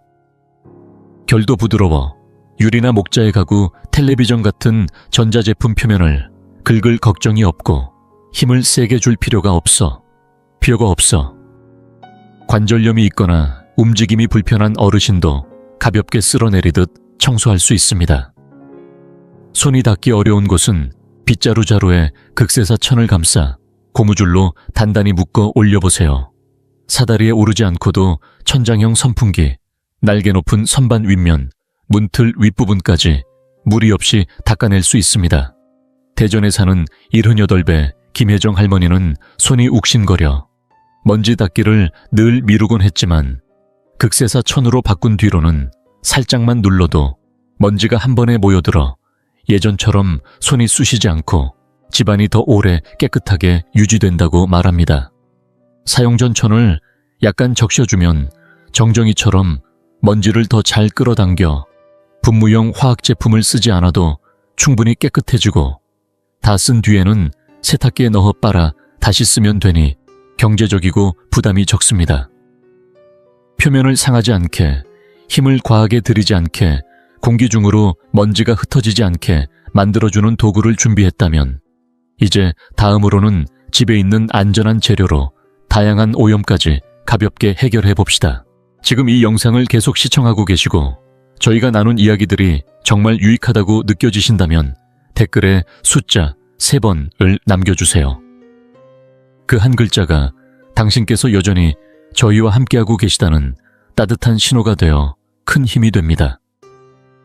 아직 채널을 구독하지 않으셨다면 지금 구독 버튼을 누르시고 알림 설정도 함께 해주세요. 앞으로 올라올 소중한 영상들을 놓치지 않으실 수 있습니다. 당신의 응원은 저희에게 큰 힘이 됩니다. 당신 덕분에 저희는 정보를 전하고 마음을 나누며 조금이나마 희망의 빛을 전할 수 있는 영상을 계속 만들 수 있습니다. 앞으로도 저희와 함께 걸어가 주세요. 감사합니다. 4. 베이킹소다로 안전하고 효과적으로 집안을 관리하는 법. 베이킹소다는 값이 부담되지 않으면서도 쓰임새가 넓은 청소재료로 독한 화학, 항약품을 피하고 싶은 분들에게 특히 든든한 선택입니다. 강한 세제처럼 심하게 문지를 필요가 없고 가벼운 힘으로도 얼룩과 냄새를 잡아주니 손목과 호흡기가 예민한 어르신에게 한결 편합니다. 주방에서는 젖은 스펀지에 베이킹소다를 솔솔 뿌려 조리대와 가스레인지, 상판 전자레인지, 내부의 기름때와 묵은 얼룩을 손쉽게 닦아낼 수 있고 기름기가 심한 자국에는 몇 분 정도 올려두었다가 닦아내면 훨씬 수월합니다. 냉장고 냄새에는 입구를 연 상자를 안쪽에 두어 잡내를 흡착하게 하면 음식이 더 오래 산뜻하게 유지됩니다. 욕실과 현관 타일 사이 줄눈처럼 때가 끼기 쉬운 곳은 물을 아주 조금만 섞어 걸쭉한 반죽을 만들어 바른 뒤 약 15분 두었다가 닦아내면 과한 힘을 쓰지 않아도 본래 색이 살아납니다. 거실 러그나 방바닥 카펫에는 가볍게 뿌려 20분 정도 머물게 한 뒤 청소기로 빨아들이면 불쾌한 냄새가 중화되어 섬유가 산뜻해집니다. 세탁할 때는 반 컵 정도를 넣어주면 섬유 유연제를 쓰지 않고도 수건이 폭신해지고 빨래 전체가 더 깨끗하고 개운한 촉감을 되찾습니다. 배수가 더딘 배수구에는 베이킹소다 1컵을 먼저 붓고 이어서 식초를 부어 거품이 일도록 한 뒤 충분히 반응하도록 기다렸다가 뜨거운 물로 헹구면 막힘이 풀린 개운함을 느낄 수 있습니다. 이처럼 베이킹소다는 관절과 호흡기에 부담을 주지 않으면서도 집안 곳곳을 적은 힘으로 관리하게 해주어 매일의 청소를 한층 부드럽고 안전하게 바꿉니다. 오늘부터 가까운 곳에 두고 필요한 순간마다 써보세요. 시간이 아끼고 몸이 편해지는 변화를 금세 체감하게 될 것입니다. 5. 빨래 바구니를 처음부터 분류해 허리와 시간을 아끼는 법. 빨래는 단순해 보이지만 실제로는 허리를 굽히고 무거운 바구니를 들고 다니며 종류별로 나누어야 하는 반복 동작이 이어져 많은 어르신께 큰 부담이 됩니다. 허리 통증, 관절, 뻣뻣함, 움직임에 제약이 있는 분들에게는 특히 더 어렵게 느껴지지요. 문제의 핵심은 대부분의 집에서 빨래통이 가득 찰 때까지 모아두었다가 그때서야 허리를 여러 번 굽혀 흰색과 유색 민감한 옷감을 다시 분류한다는 점입니다. 이 과정은 시간도 잡아먹고 허리와 무릎에 불필요한 압박을 줍니다. 해결책은 흐름을 거꾸로 설계하는 것입니다. 입었던 순간에 바로 분류가 끝나도록 생활 동선을 바꾸는 것이지요. 침실이나 세탁 공간에 흰색, 유색, 섬세 세탁 전용 바구니를 따로 두고 옷을 벗을 때 각 바구니로 바로 넣으면 세탁하는 날에는 그저 바구니를 가져와 기계에 넣기만 하면 됩니다. 바구니는 바닥이 아니라 허리 높이의 작은 선반이나 테이블 위에 올려두면 허리를 깊게 굽힐 일이 줄어들고 옷가지가 바닥에 떨어졌을 때는 집게형 집게봉을 이용해 무릎을 굽히지 않고도 쉽게 집어 올릴 수 있습니다.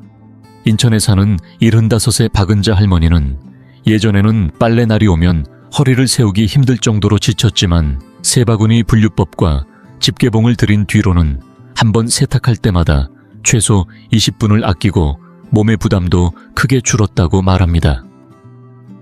여기에 작은 팁을 더하면 효과가 커집니다.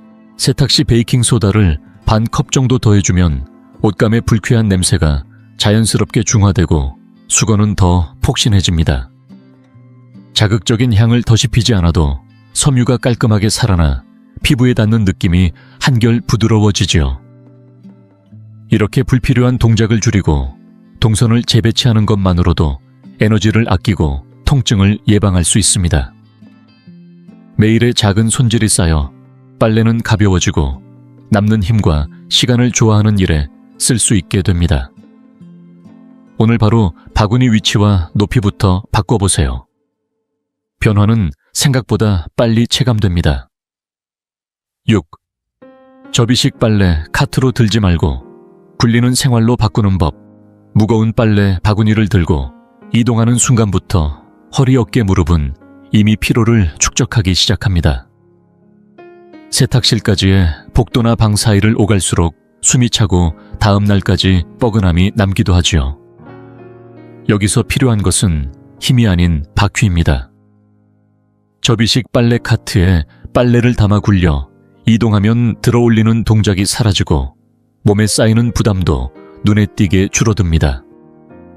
카트는 손잡이가 견고하고 바퀴가 부드럽게 구르는 제품을 고르면 좁은 집 안동선에서도 방향 전환이 수월합니다. 세탁기 앞에 도착하면 카트에서 필요한 양만 꺼내고 건조대로 옮길 때는 분리 가능한 바스켓이 달린 제품을 쓰면 한 번의 손놀림으로 옮길 수 있어 팔에 힘이 거의 들지 않습니다. 대구에 사는 일흔여덟배 김미정 할머니는 손 관절이 아파 복도를 따라 바구니를 들고 나르기가 가장 괴로웠지만 접이식 카트를 쓰기 시작한 뒤로는 허리 통증과 팔 저림이 사라지고 세탁 과정이 처음부터 끝까지 편안해졌다고 합니다. 카트는 쓰지 않을 때 접어 세탁기 옆이나 벽 사이 틈에 세워두면 공간도 차지하지 않습니다. 분류 바구니 시스템과 함께 쓰면 침실에서 카트로 바로 옮겨 세탁기로 이동하고 건조 후에는 다시 카트에 담아 방마다 필요한 자리에 내려놓는 흐름이 자연스럽게 이어집니다. 결국 중요한 것은 몸을 덜 쓰는 방향으로 도구와 동선을 정리하는 일입니다. 들지 않고 굴리기 굽히지 않고 허리 높이에서 처리하기 한 번에 몰아서 하기보다 작은 단위로 나누어 옮기기. 이 세 가지만 지켜도 빨래 날은 더 이상 큰일이 아니라 짧고 가벼운 루틴이 됩니다. 다음 청소 단계로 넘어가기 전에 오늘 집에 맞는 카트의 크기와 보관 위치를 먼저 정해보세요. 그 결정 하나가 내일의 피로를 확 줄여줍니다. 7. 얇게 분사해두면 먼지가 덜 붙는다. 덜 닦아도 오래 깔끔한 비법집 앞먼지는 치워도 금세 다시 내려앉아 같은 자리를 반복해서 닦게 만듭니다. 특히 관절이 불편하거나 움직임이 제한된 분들에게는 이 끝없는 닦기 작업이 큰 부담이지요. 마른 걸레로만 문지르는 대신 가구와 선반 문틀과 각종 표면에 분사형 먼지 방지제를 아주 얇게 뿌려 코팅해두면 이야기가 달라집니다. 표면에 먼지가 달라붙기 어려워져 쌓이는 속도가 느려지고 다음번 청소가 훨씬 빠르고 수월해집니다. 좋은 제품은 먼지를 밀어내는 효과까지 있어 청소 주기가 자연스럽게 길어집니다. 광주에 사는 70살 김난숙 어르신은 관절염 때문에 이틀에 한 번씩 힘겹게 먼지를 닦아야 했지만 먼지 반발 코팅제를 쓰기 시작한 뒤로는 가구 표면이 거의 한 주 내내 깨끗하게 유지되고 닦는 데 걸리는 시간도 절반으로 줄었다고 말합니다. 더 간단한 선택을 원한다면 먼지 흡착 성분이 미리 배어있는 일회용 티슈를 사용해보세요. 닦는 동안 먼지가 공기 중으로 흩어지지 않고 티슈에 붙잡혀 청소가 더욱 가벼워집니다. 이렇게 분사형 코팅을 얇게 한 겹 입혀두는 것만으로도 청소해야 할 횟수는 줄고 한 번 닦을 때 걸리는 시간도 짧아지며 집안은 적은 힘으로도 산뜻함을 오래 지킬 수 있습니다. 몸을 아끼면서 깨끗함을 오래 가져가는 길, 이제 다음 단계로 자연스럽게 이어가 봅시다. 8. 하루에 뭐라 하지 말고 작게 나눠서 지치지 않는 청소 리듬 만들기 집안 전체를 하루에 끝내려 하면 누구에게나 벅차지만 피로감이나 관절 통증 움직임에 제약이 있는 분들께는 특히 무리입니다.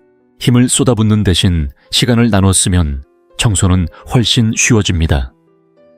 한 번에 오래 붙잡지 말고 한 주를 기준으로 작은 구역을 하루에 하나씩 정해 돌보세요.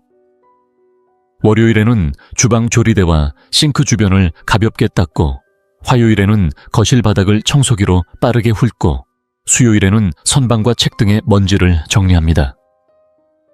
이렇게 구역을 나눠 돌면 대청소처럼 한꺼번에 몰아하느라 지칠 일이 없습니다. 수원에 사는 일흔아홉의 박종수 어르신은 예전에는 집안을 한 번에 다 치우려다 매번 중간에 지쳐 포기하곤 했지만 지금은 하루 10분만 정해 한 가지 일만 처리하는 리듬을 만들었습니다. 그 결과 집은 늘 단정하게 유지되고 본인은 청소 때문에 탈진하는 일이 없어졌지요. 도움이 되는 방법이 하나 더 있습니다. 10분에서 15분 정도로 시간을 맞춰 알림을 설정하고 알림이 울리면 바로 멈추는 것입니다. 해야 할 일을 작게 묶어 정해진 시간 안에서만 집중하면 부담이 쌓이지 않고 마음도 가벼워집니다. 이렇게 청소를 작은 일상으로 쪼개면 지치는 일 없이 집은 꾸준히 단정해지고 청소 자체가 힘겨운 숙제가 아니라 짧고 편안한 루틴으로 자리 잡습니다. 이제 이 리듬을 바탕으로 다음 단계의 정리정돈도 한층 수월해질 것입니다. 9. 집안 곳곳에 작은 쓰레기통을 두어 덜 걷고 덜 힘쓰는 방법. 쓰레기를 버리는 일은 간단해 보이지만 움직임이 불편하거나 관절 통증, 만성 통증이 있는 어르신께는 의외로 큰 부담이 됩니다. 집 한쪽에 큰 쓰레기통만 두면 하루에도 몇 번씩 왕복해야 하고 가득 찬 봉투를 들어 옮길 때마다 허리와 어깨, 무릎에 불필요한 힘이 들어가죠. 해결책은 크고 무거운 통 하나에 의존하는 대신 집안 여러 곳에 작고 가벼운 쓰레기통을 배치하는 것입니다. 거실, 침실, 욕실, 그리고 자주 앉아 쉬는 의자 옆처럼 손이 쉽게 닿는 자리에 두면 걸음을 많이 옮기지 않아도 바로바로 버릴 수 있어 작은 어질러짐이 쌓이지 않습니다. 작은 통들이 가득 차면 한 번에 모아 비우면 되니 정리 과정도 훨씬 수월해집니다. 전주에 사는 78배 박영자 할머니는 예전에는 무거운 봉투를 부엌까지 들고 가느라 하루에도 몇 번씩 힘이 빠졌지만 방마다 작은 통을 두고 난 뒤로는 자잘한 정리가 금세 끝나고 쓰레기를 모아버리는 일도 주 1, 2회면 충분해졌습니다. 더 편안해지려면 몇 가지를 함께 고려해보세요. 허리와 무릎에 부담이 덜 가도록 발로 밟아 여닫는 쓰레기통을 쓰면 굽히는 동작이 줄어듭니다. 운반과 묶기가 쉬운 작은 크기의 가벼운 봉투를 쓰고 여분 봉투 한 롤을 통 안에 미리 넣어두면 교체가 빠르고 간단합니다. 바깥에 내놓는 과정이 힘들다면 쉽게 묶어 배출할 수 있는 생분해성 봉투를 활용하는 것도 좋습니다. 이렇게 작은 변화만으로도 불필요한 걷기와 들어올리기를 크게 줄이고 생활 공간은 더 깨끗하게, 매일의 정리는 훨씬 관리하기 쉬워집니다. 이 흐름을 바탕으로 다음 단계에서는 힘을 쏟지 않고도 집을 늘 단정하게 유지하는 루틴을 만들어 보겠습니다. 10. 매일 조금씩 꾸준한 청소 루틴으로 집을 가볍게 유지하기. 청소는 한꺼번에 몰리기 시작하면 마음이 먼저 지칩니다. 특히 피로감이나 관절 통증, 움직임에 제약이 있는 분들에게는 하루에 집 안 전체를 깊이 치우는 방식이 현실적이지 않지요.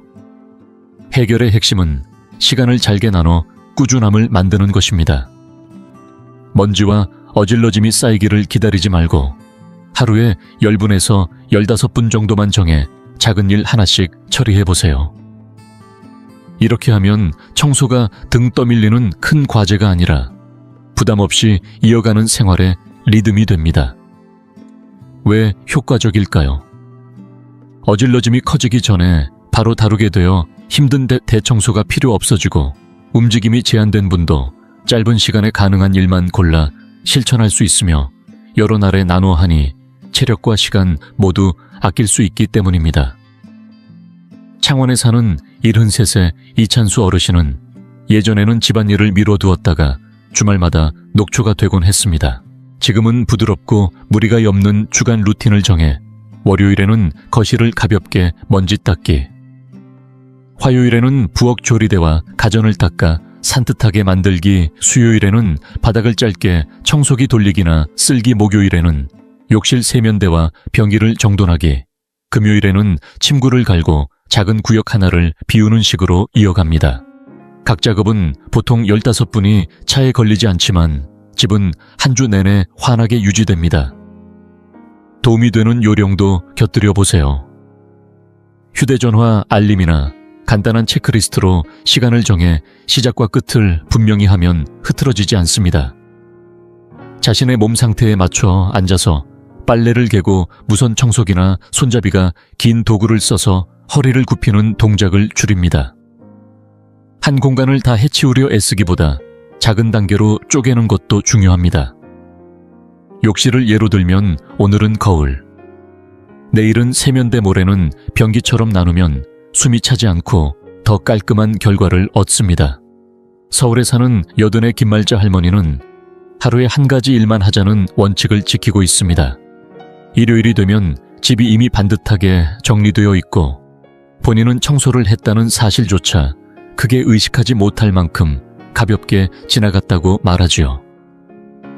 이렇게 꾸준하지만 힘들이지 않는 루틴을 만들면 깊은 대청소의 스트레스는 사라지고 에너지는 아끼면서도 늘 단정한 집을 즐길 수 있습니다. 오늘은 알림 시간을 정하고 내일은 첫 작업을 고르는 일부터 시작해보세요. 작지만 분명한 걸음이 이번 주의 수고를 확 줄여줄 것입니다. 마무리합니다. 집을 깨끗하게 유지하는 일은 더 이상 지치고 벅찰 필요가 없습니다. 방법을 바꾸면 힘은 덜 들이고 결과는 더 좋아집니다. 오늘 정리한 10가지 요령은 관절이 불편한 분, 오랜 통증을 겪는 분, 혹은 단지 시간을 아끼고 싶은 모든 분에게 맞춤처럼 도움이 되도록 고안되었습니다. 식사 직후 따뜻한 물로 그릇을 가볍게, 행과 음식물이 굳기 전에 떨어지게 하고 자주 쓰는 세제는 작고 가벼운 용기에 나눠 담아 손목 부담을 줄입니다. 먼지는 극세사천으로 한 번에 붙잡아 공기 중으로 흩어지지 않게 하고 기름때와 냄새는 베이킹소다로 안전하게 다룹니다. 빨래는 처음부터 흰색, 유색, 섬세 세탁으로 나눠 담아 허리를 굽히는 횟수를 줄이고 이동은 접이식 카트에 실어들지 말고 굴려서 처리합니다. 표면에는 먼지 방지제를 아주 얇게 분사해 다시 들러붙는 속도를 늦추고 집안 곳곳에 작은 쓰레기통을 두어 걸음을 아끼며 자잘한 정리를 바로바로 끝냅니다. 그리고 가장 중요한 핵심은 하루 15분 이내에 짧은 루틴으로 일을 잘게 나눠 꾸준히 이어가는 것입니다. 이렇게 하면 대청소에 쓰던 큰 힘을 들이지 않고도 집은 늘 산뜻하게 유지되고 몸은 가벼워집니다. 힘으로 밀어붙이기보다 요령 있게 더 많이 하지 말고 더 현명하게 하는 것이 오늘의 결론입니다. 이제 당신의 차례입니다. 오늘 당장 실천해볼 한 가지를 골라보세요. 작은 변화라도 시작하면 곧바로 체감됩니다. 어떤 요령이 가장 먼저 끌렸는지 댓글로 알려주시면 서로의 방법을 나누며 더 편한 생활을 만들어갈 수 있습니다. 도움이 되었다면 좋아요와 구독을 눌러주시고 다음 영상에서도 몸을 아끼면서 집을 단정히 지키는 살림 지혜를 이어드리겠습니다. 깨끗한 집은 마음을 편안하게 하고 편안한 마음은 하루를 다정하게 만듭니다. 서두르지 말고 부담 없이 한 걸음씩 당신은 충분히 해낼 수 있습니다.